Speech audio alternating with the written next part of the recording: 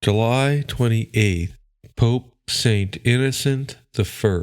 Saint Innocent, a native of Albano, Italy, reigned from the year 401 to 417. This energetic pope is known for his zealous warfare for the entire church. His decrees became law in Spain, Gaul, and Italy. He demanded that the Eastern bishops reinstall St. John Chrysostom, Bishop of Constantinople, who had been unjustly deposed. He censured the Bishop of Jerusalem for his negligence. He ratified the condemnation of the Pelagian bishops of Africa who denied the need of grace for salvation. In 410, during his pontificate, Rome was ravaged by the barbarians of Alaric. He took the responsibility of rebuilding the city and showed great charity in helping the victim. Comments by Professor Plinio.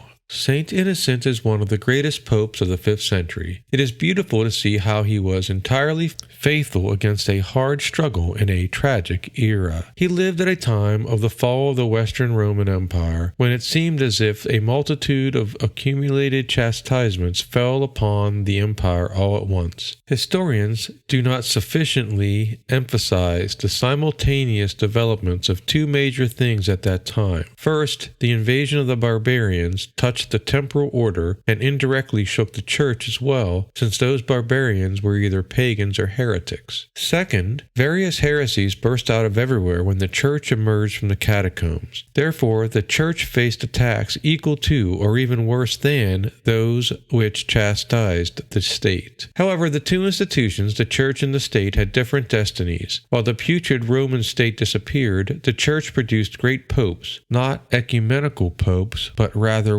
warrior pontiffs who relentlessly fought against the heresies, making continuous excommunications and wounding the enemies of the church as much as they could. The Roman emperors adopted the pacifist policy, permitting the barbarians to cross the military posts of the empire that had been constructed near the natural barriers of the Rhine and Danube rivers. After crossing those lines, the barbarians were allowed to remain inside the empire and settled land there. Once the empire's army became accustomed to their presence and let down its guard, the barbarians started their invasion from within.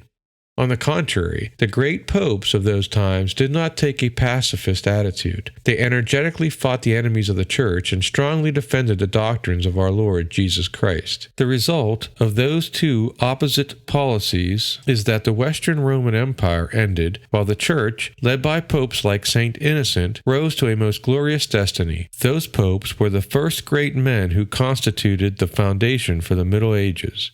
These considerations show us how that energetic policy of the popes to resolve the problems of the church and defend the truth is the correct one. Let us pray to Pope Innocent I to give us energy like his, to defend the cause of the Catholic Church in these days of abomination in which we live, even if the example we receive from high places is the opposite.